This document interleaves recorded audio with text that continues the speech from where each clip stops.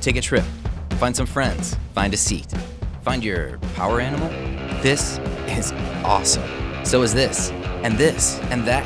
Have a beer, start a fight, and make everyone wish they were only in Minnesota.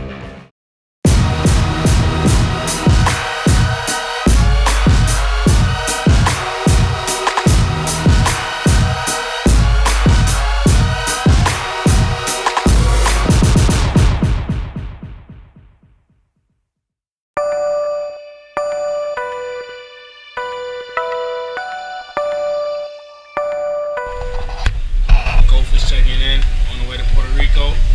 Yeah, man, about to get right. There you go. Estamos aquí. On the way to Puerto Rico, I need to catch up with Spanish, but pretty sure they got it. Best of luck. Go Gophers.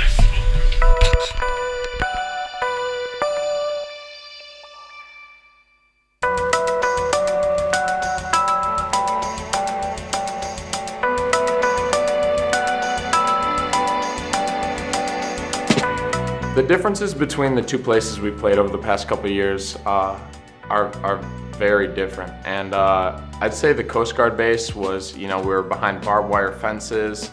It really was an example of paradise. And we went to San Juan this year, and it was beautiful beaches, lots of people, and it was just a great experience to see the other side of how beautiful Puerto Rico can be.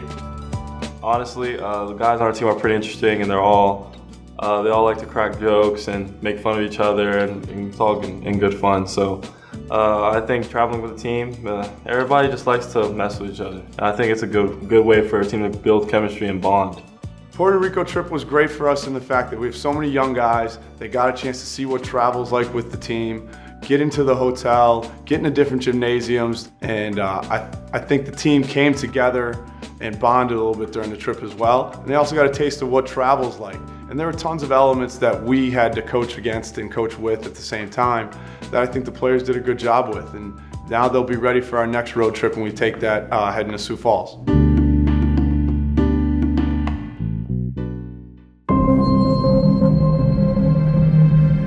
We're batting leadoff in this 8-team festival. Minnesota and Temple open things up. You and I were talking before the open here. Is this a great opportunity for some of these young guys to get some more minutes against some better competition? The opening round matchup with Temple was a great game. It challenged us. That's a veteran team with a lot of redshirt juniors and seniors, and they tested us. They're a physical defensive team, and I thought we really stepped to that challenge.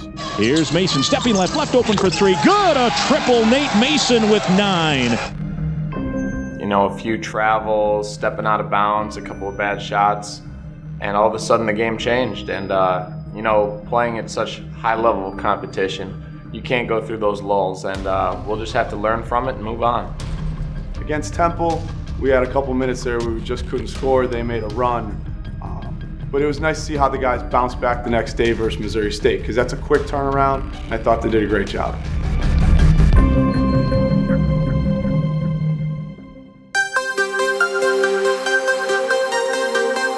Yesterday, the Gophers suffered their first loss of the year, dropping a back-and-forth contest at Temple, 75-70.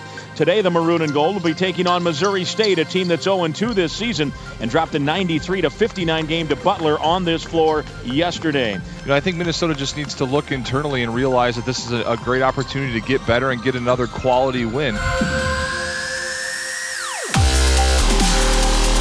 And here's King, a three that rims in.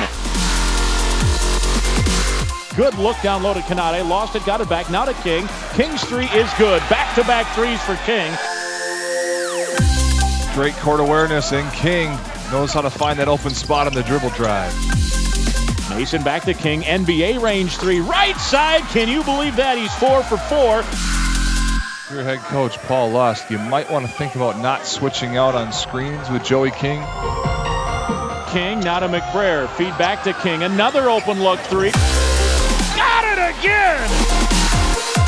When Joey started hitting 5 threes in a row, everybody just kept on looking back at each other like, is he going to keep going like this? I thought Joey King got us out of the gate. Missouri State was really scrambling, trying to figure out how to guard it. And then once they keyed in on Joey, our guards were really able to slice down into the lane and make some plays for themselves and some other guys.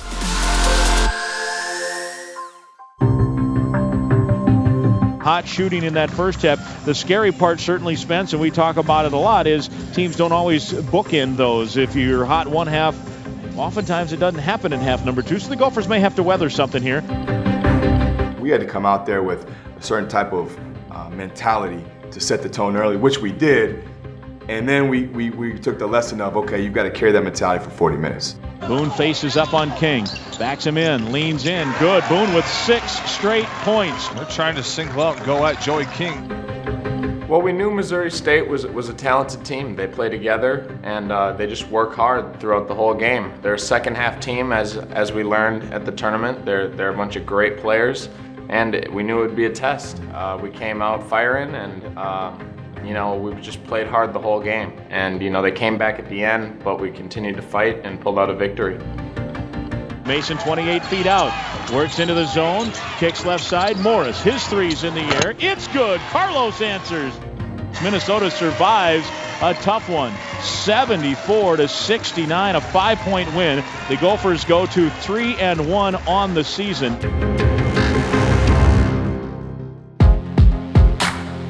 I think what as a team that we can take away from Puerto Rico has to be that ball movement is key. And I think that the more ball movement we have is the more success we will have down the stretch of the season. This was our first road trip, and playing on a neutral site against a high major opponent, it was fun to see how the young fellas get out there and respond to that atmosphere. I think we're a team that you'll see we put in the time in practice, we'll get better week to week to week, which is huge. It's fun as a coach to understand and to see that when these guys work hard, they have a huge upside. Overall, I think we learned a lot in Puerto Rico. I think the most important part is that we need to play together. We need to stick together through the ups and the downs. And I think that's really something that Coach Pitino's going to stress up in the coming practices, is that we need to play hard and we need to play smart and we need to play together.